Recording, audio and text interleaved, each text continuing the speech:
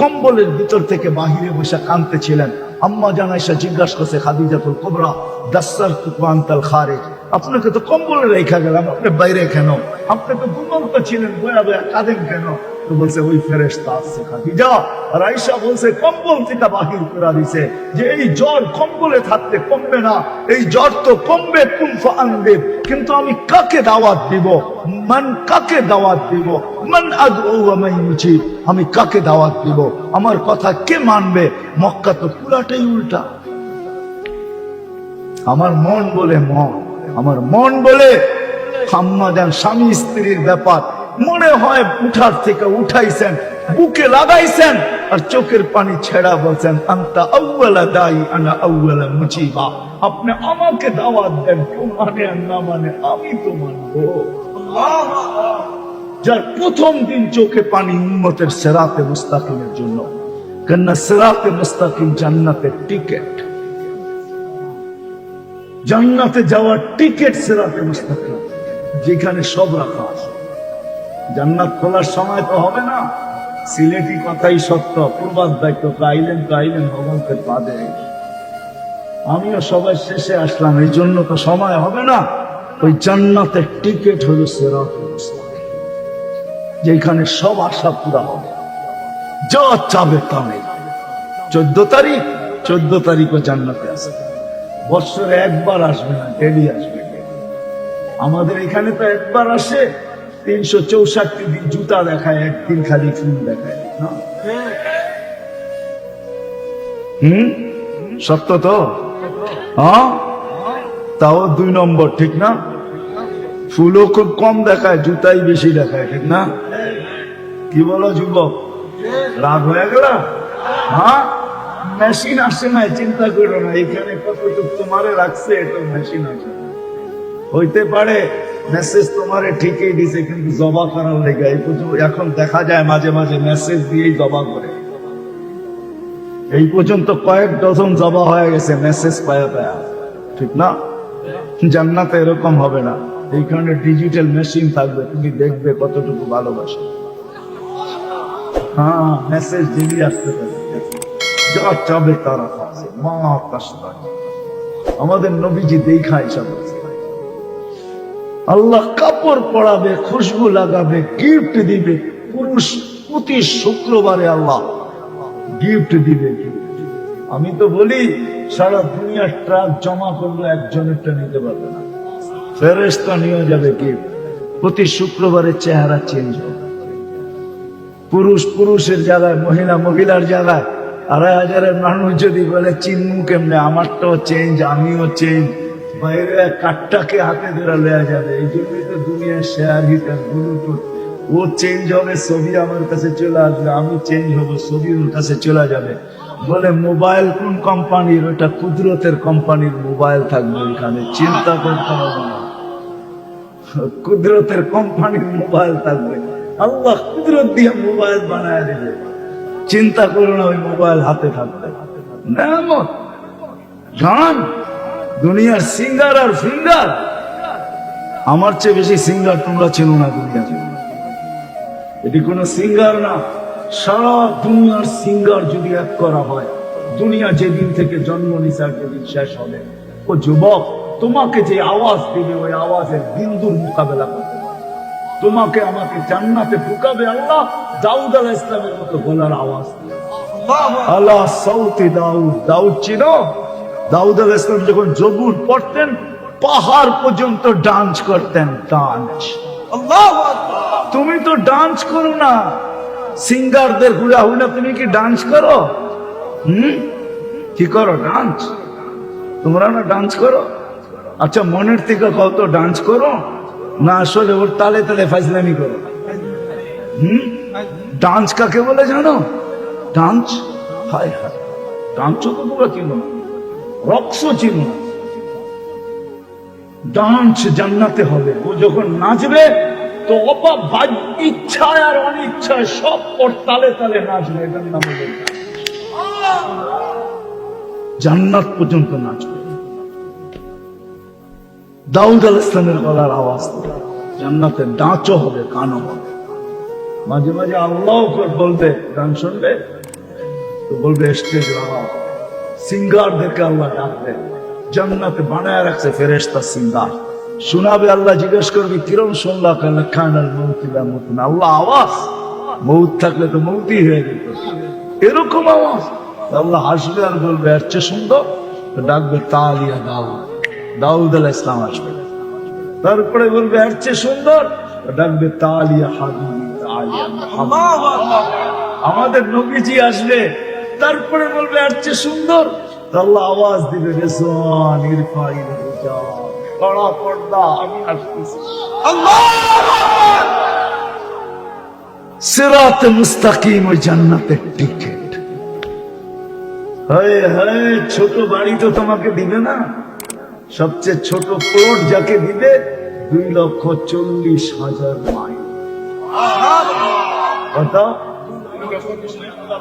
এইখান থেকে কক্সবাজার পর্যন্ত, ঠিক না? এত বড় 2,40,000 মাইল। আমাদের দুনিয়াটা মাত্র 24,000 মাইল, এটার 10 গুণ হলো 2,40,000 মাইল। কিন্তু এটাও সত্য, এটা বাঙালিরা পাবে না এত ছোটটা, আমরা আরো বড়টা পাবো। এটা পাবে, ওর নাম আল্লাহ রাসূল বলে গেছে, ওর নাম জোহাইনা, ওর কবিলার নামও জোহাইনা, গোত্রের নাম। আমরা আর চেয়ে বড়টা পাবো, বানায় রেখা দিছে। যুবক চিন্তা করো না, 2,40,000 পরিধিতে বানায় বানায় রেখা দিছে।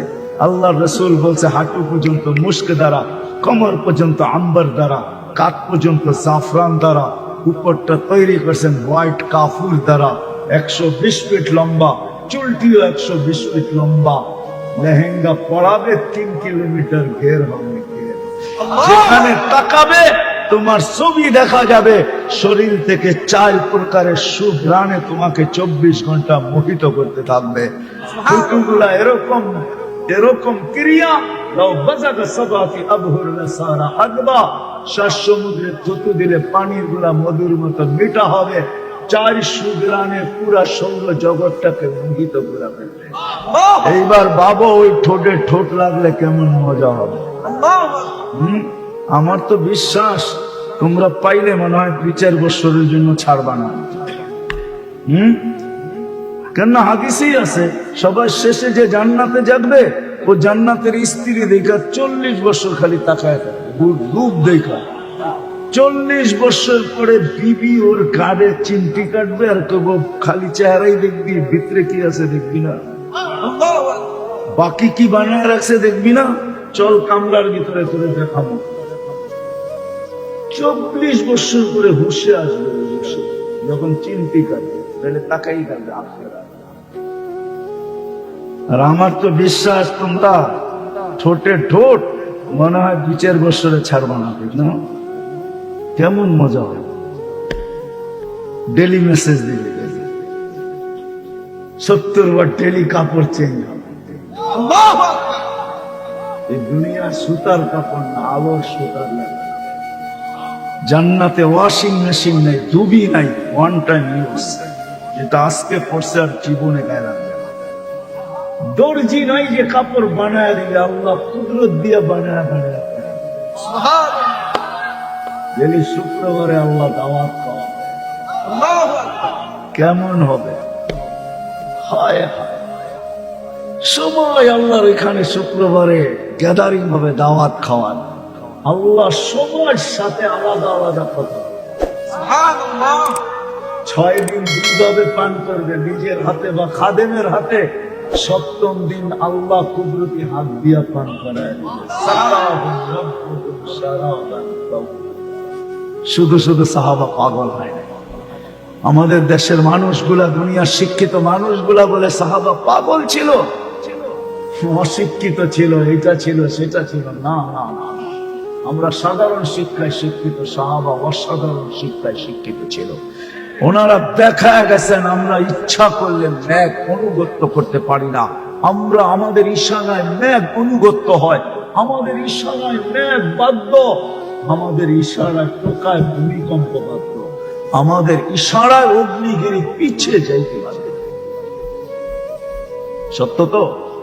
আমরা আমরা আমরা আমরা সমুদ্রের উপরে আমরা স্থলে যেরকম ঘোড়া দৌড়াইতে পারি, জলেও এরকম দৌড়াইতে পারি। সবগুলা তো আমার চোখে দেখা আছে, এই জন্য বলছি। এরকম শত জায়গা আমার চোখে দেখা আছে, যেগুলা চিহ্ন এখনো রাখা আছে।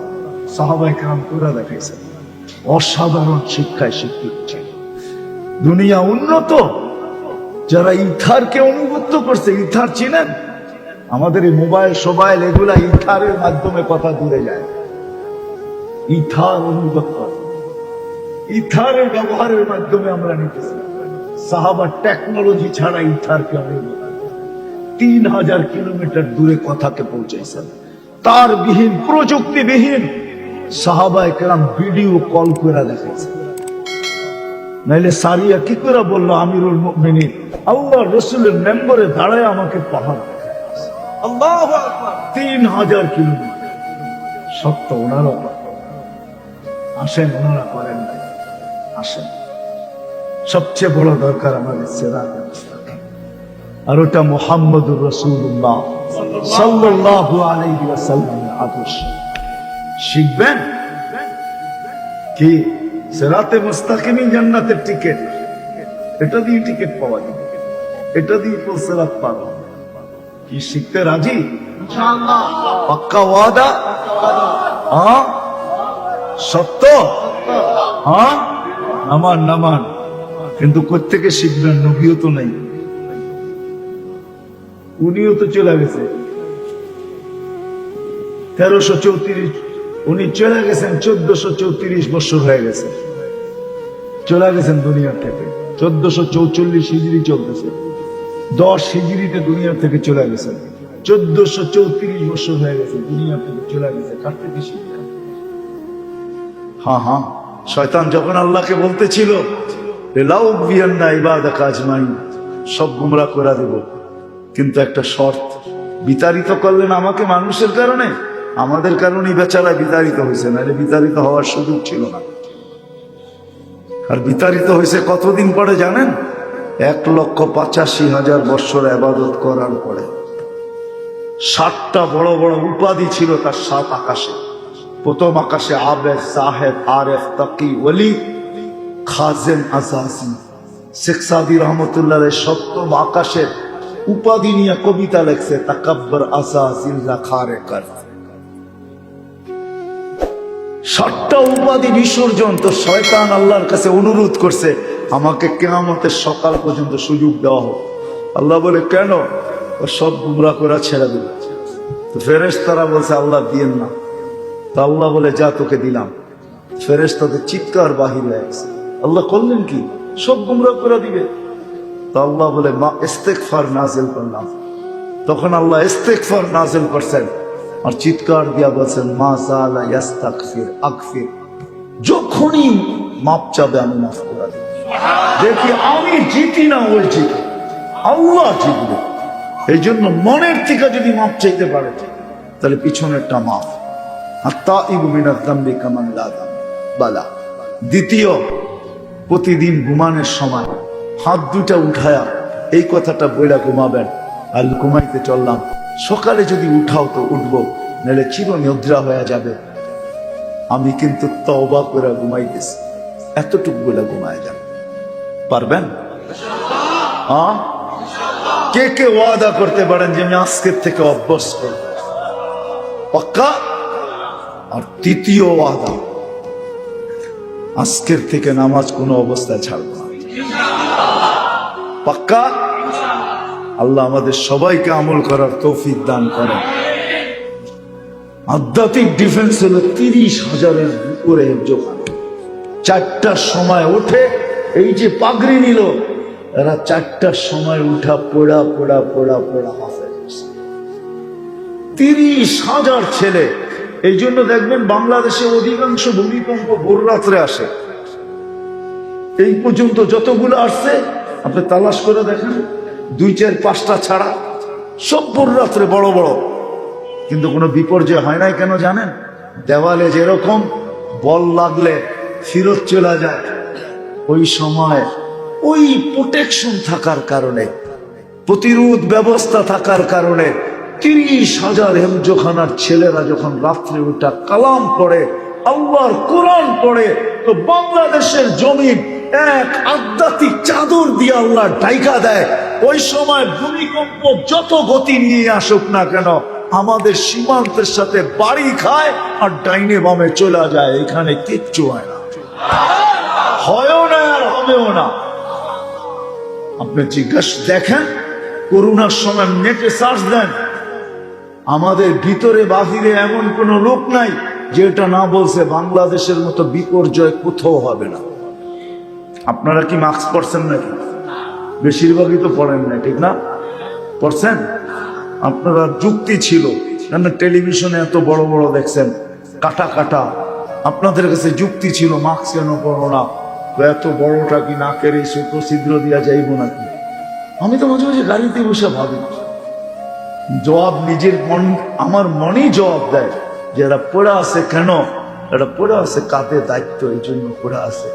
এরা পড়ে আছে জান্নাতের আশায় পড়ে আছে, এরা এই ভয়ে পড়ে আছে যে চলে তো টাকা তো কামাবো, চলে তো যাব, কিন্তু কালকে আল্লাহকে কি মুখ দেখাবো। আল্লাহ তো বলে আওরাসনাল কিতাবাল্লাযী নাসতাফাইনা মিন ইবাদিনা, আমি হক্কানি আলেমদেরকে নির্বাচিত করছি আমার পক্ষ থেকে। আবার আল্লাহ রাসূলের সাথে সাথে চিৎকার দিতেছে, আল উলামা ওয়ারাসাতুল আম্বিয়া, তোমরা আমার উত্তরসূরি। এরা এই জন্য যায় না যে দায়িত্ব কাঁধে আছে, এই জন্য যায় না যে জান্নাতের আশায়, এই জন্য যায় না যে বাইক তো চালাইতে পারি, অটো তো চালাইতে পারি, কিন্তু কালকে আল্লাহকে মুখ দেখাবো তো দেখাবো। আমার বিশ্বাস এই জন্য মনে হারা যায় না, নাইলে অটো চালাইলে ইজ্জত যাবে এমন কোনো কথা না। আর এটার জন্য অক্সফোর্ডের ডিগ্রি লাগবে এমনও বিষয় না, বা ঢাকা ইউনিভার্সিটি থেকে মাস্টার্স করতে হবে এমনও তো বিষয় না। কি বলেন? হ্যাঁ, দিনে না চালাইলো রাত্রে চালাইলে তো আরো বেশি পাওয়া যায়। শুধু দায়িত্বের কারণে এরা পড়ে আছে। এই জন্য সবার কাছে দরখাস্ত, পরিবেশগুলো টিকায় রাখে। দুনিয়া যা বলে বলো, আমার বিশ্বাস বাংলাদেশ নড়বে চড়বে পড়বে না, এই দেশে বিপর্যয় হবে না। কারণ কি জানেন? এই দেশের মানুষ যুদ্ধে ইসলাম আসে না, এখানে তলোয়ারে ইসলাম আসে না। এই দেশের মানুষ সাহাবাদের চেহারা দেখা মুসলমান। যখন আল্লাহ রাসূল হিজরত করেন নাই মদিনা মক্কায়, তখন বাংলাদেশে 4 সাহাবী আসছে, আবু ওয়াক্কাস, ওহাব ইবনে মালিক, কাসিম ইবনে হুযায়ফা, উরওয়া ইবনে সাসা। 4 সাহাবীর চেহারা দেখা বাংলাদেশের মানুষ মুসলমান হয়েছে। ওলামা বলো এটা উশরি জমিন না, এটা যুদ্ধে বাংলাদেশে ইসলাম আসে নাই। সাহাবাদেরকে দেখাই দেশের মানুষ ইসলাম গ্রহণ করছে আজ থেকে 1400 বছর আগে। ইতিহাস তো আমাকে এটাও বলে 2 সাহাবীর কবর এখনো বাংলাদেশে আছে, কাসিম ইবনে হুযায়ফা, উরওয়া ইবনে সাসা। কোথায় আছে আমি জানি না, খুঁজতেছি, যদি পাওয়া যায় তাহলে তো দান্দা বড় ভালো হবে, ঠিক না? কি বলেন? হ্যাঁ, বাংলাদেশে এলমের হাদিস, বাংলাদেশে 800 বৎসরের ইতিহাস। 1268 সনে সোনার গায়ে আবু তাইয়ামা রহমতুল্লাহ আলাইহি প্রথম মাদ্রাসা গাড়ছেন, যেই মাদ্রাসা শুরু হয়েছে হাদিস পড়ানো দিয়া। উনি প্রথম হাদিস পড়াইছেন, তারপরে নিচের দিকে মাদ্রাসা আসছে। উনি প্রথম আলিফ বাতা পড়ান না, হাদিস পড়াইছেন।